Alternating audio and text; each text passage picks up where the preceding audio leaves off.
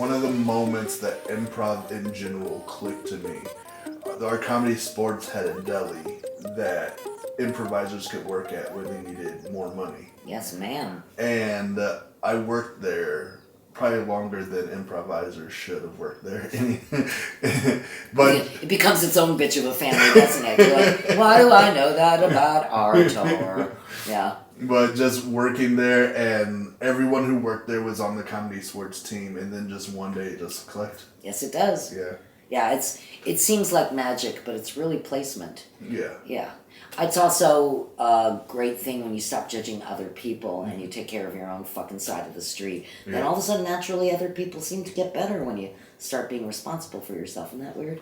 It's the annoyance credo, right? If you take care Well, you take care of yourself so you're in a position to take care of other people. But I never understood the got your back, and then they're like, what are you doing? Like, they're like paralyzed and you're like, or give and take becomes you take, no you take, no you, now it's like a piece of shit in the middle. Right. You're like, bish, take. So the McNapier, so he was your coach. How did and my teacher. And your teacher, how did the conversation come about with starting The Annoyance? The Annoyance, what happened was we were at a place where Improv Olympic was also housed. Cotton Chicago, which turned into another name as well. Cotton Chicago was one place, not far from where the comedy sports used to be on Belmont and where The Annoyance is now. We were doing a show. There was a show that they did called Splatter Theater. Mm-hmm. I auditioned for Splatter Theater too, and those were people called Metroform. And the people who started that were making a bunch of friends from IU. They were all friends from IU. And so I auditioned for Splatter Theater 2, and for some reason, the woman running Cotton Chicago, the fuck else was it called? It's gonna piss me off. I'll be like calling you in the middle of the night going, no, I know what it is. But those people, I guess, took the money, because we were subletting money we gave them and shoving it up their nose, and they had and we were by then doing a show called Co-ed Prison Sluts, which was doing extremely well in this tiny upstairs space where it gets so hot that we would bring popsicles to the audience. Like, it was super hot. And so we had 10 days to find a new space, which we did, miraculously. The money was found, the space was found in 10 days. This guy who had like a unicorn head made with like wood glue on his hair, like he was watching our belongings in the theater. Like, everybody was so kind. We found our space, and that turned into The Annoyance. And the flagship show that we brought with it was Co-ed Prison Sluts. And then a bunch of people started joining as well and just finding ways to contribute. I think anybody who was disappointed with The Annoyance was disappointed because they had put so much into The Annoyance and they felt that they didn't get what they wanted, when in fact The Annoyance, I think, for me, is like, not ask what you can do for your country. I mean, ask what you can do for your country, not what your country can do for you. Right. And then sort of it grows exponentially. But definitely, for all the joys, there were growing pains. And the good news is we were growing, and the bad news is it was painful. Sure. So from a place of that everyone was equal, it kind of sort of turned into an animal farm of some pigs are more equal. And so you just had to kind of navigate that. But I also think that the minute you start getting involved in politics in a place, you're fucked. Yeah. When I just did I.O., I'd go home crying. When I just did The Annoyance, I went home crying. When I just did Second City, I went home crying. Did all three, stopped crying. Because I stopped caring about, this isn't fair, this isn't right. Again, once I put my blinders on, I said, my path is my path. I stopped getting pissy about how everybody else was treated or not treated well. You know what I mean? It just, I couldn't do it. I didn't have enough bandwidth anymore. And I also didn't want to fight, you know? In my opinion, The Annoyance has the best culture for improv theater in the city. That's a nice thing to hear. That makes me happy. Because I just went there last Saturday night and I was like, this place is popping. And when Michael got sick and then a pandemic, I was like, I don't know anybody, you know, and I'm like hoping someone introduces themselves to me, or I hear their name, I'm like, okay, remember that, because it took me a long time to come back, and when I did, I was like, oh my god, I've missed like 5 generations. Yeah. So I want to know everyone. It and moves so fast. It does move so fast. Also, people have different reasons for wanting to do it now. You know, it's not to be on SNL necessarily. Right. And maybe it's just to grow your TikTok following. I don't know what the fuck. Oh, I guess TikTok's gone away. Yeah. I don't think I've ever put even one thing on TikTok, so I'm not going to lose a lot this round. Not this round. We're going to lose the democracy of our country, but we're not going to lose our content. What was the original goal of the Annoyance? Yeah. I think it was to try to say that I don't want to speak for Mick. I don't want to speak for anybody. This is just what I got out of it. That Mick had a much more subversive and subversive view of comedy. It felt so underground. It was an uncensored space. Because when I went on to main stage, I was actually censored my first show. I was told they were worried I was going to go blue, which is cunty titty fucky, you know, shit like that. Or they were worried because that there was a lot of tour guide buses and things like that coming there, and they wanted to protect the space and the integrity of, at the time, an almost 40-year institution, which I totally get, and that was my responsibility there, is to kind of quell myself. Well, I can say and do whatever I want at the Annoyance, and at the time nobody was going to say to me, you can't say that or you can't do that, where content was protected merely by walking in the building. That is not the case now. Right. As a matter of fact, I think any of us from the 90s, late 80s and mid 90s, all the 90s, would look at a show at the Annoyance and go, can't bring that back, can't bring that back, won't bring that back, won't bring that back. Because again, what seemed joyful and like 5th graders now could feel ugly and mean-spirited. Sure. And we don't want to be those people. So we're constantly figuring out how do we protect content so people will laugh. That is the greatest lesson I learned from Mick, is I'm not interested in alienating my audience. Right. Mick once said in the Second City Almanac of Improvisation, which really hit me, he said, if you want to alienate your audience, just stand on the lip of the stage and say, fuck you, fuck you, fuck you, until people leave. And I'm not interested in doing that. And he's the first person I've ever heard talk about protecting content. He did it on main stage. There was a scene we were doing that we thought was hysterical, and the wait staff was like, not funny. It was dealing with domestic abuse. And Mick was like, whew, how do we protect this? And he really gave it 150%, and we did these little things that tweaked it, that kind of made it into a dream sequence of the things you'd love to do to somebody, but you just can't because you're a good person.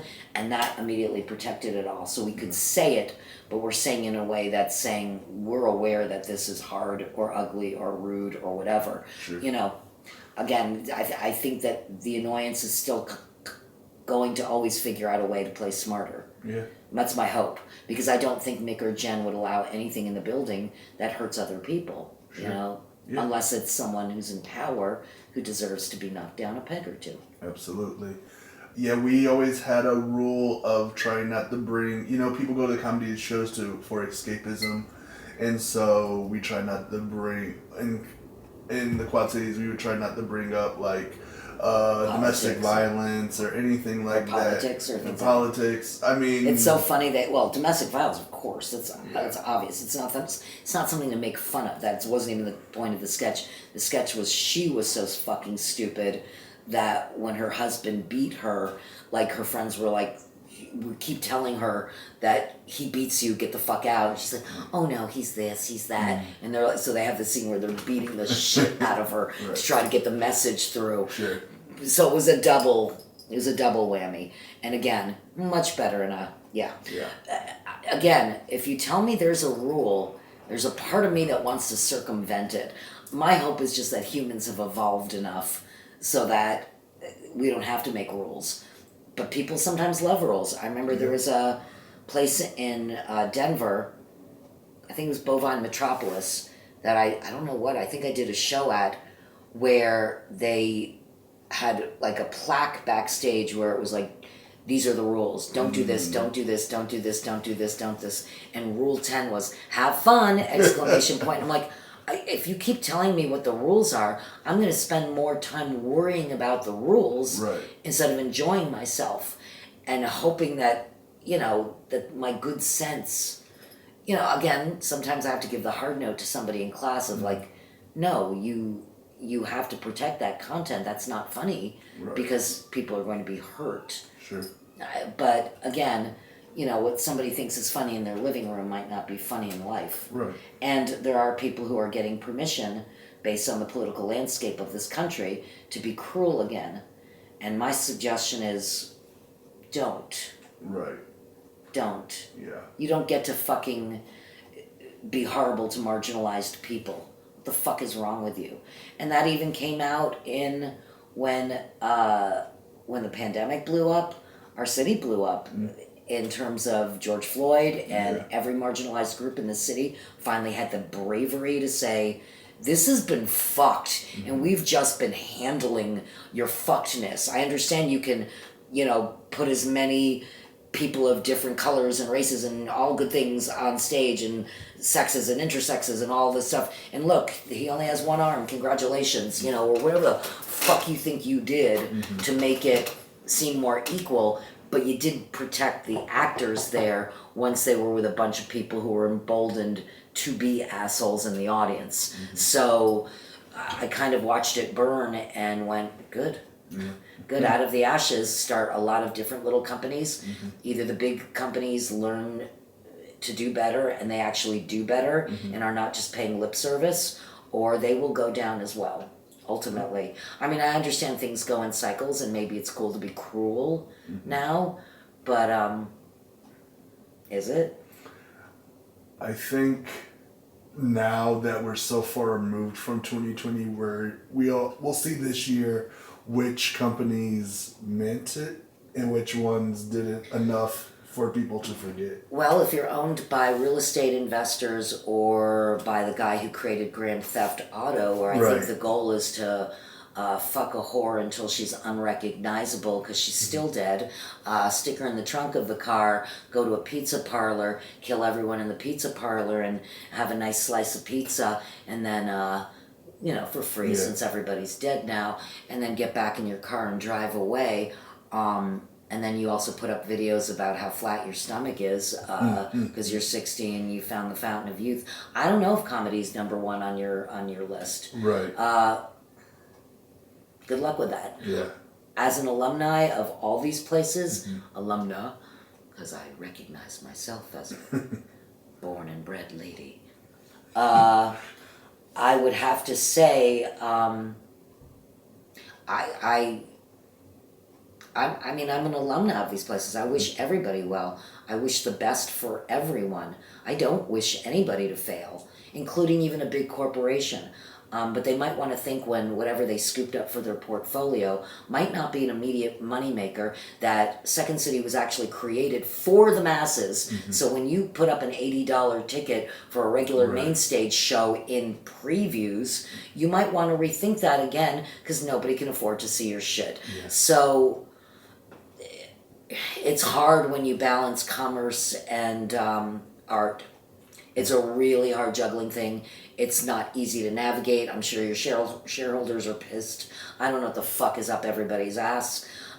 Maybe that's why that little hole in the wall, like the bug house is literally 200 steps from my house. That's why I always say, yes, it's 200 steps. I'd be the biggest asshole on the planet if I said no. There's lots of tiny theaters in this city that want nothing more than just to create art, and I want to support everyone. The big box stores, the little box stores, your Etsy's of improv, your God, I used to fucking hate Zoomprov, but I always thought it was like the Bitcoin of improv, but I guess you can make money on Bitcoin, so God bless too, even though there's a finite amount of Bitcoin. I'm not putting my money in because it's too smart for me. Everybody's like, well, that's too bad, Susan, because I just bought my third house. I'm like, I don't understand. So I chew what I can without choking.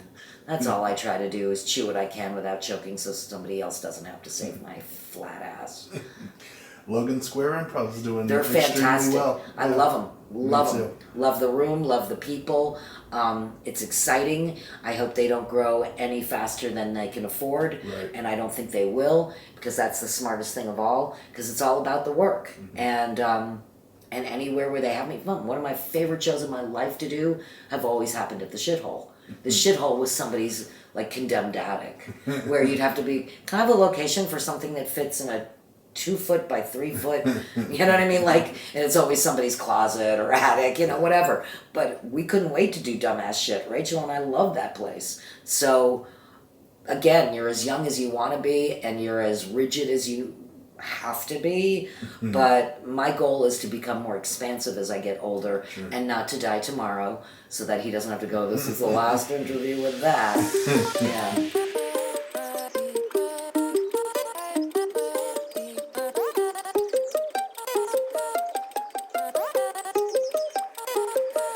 I can't pull myself away,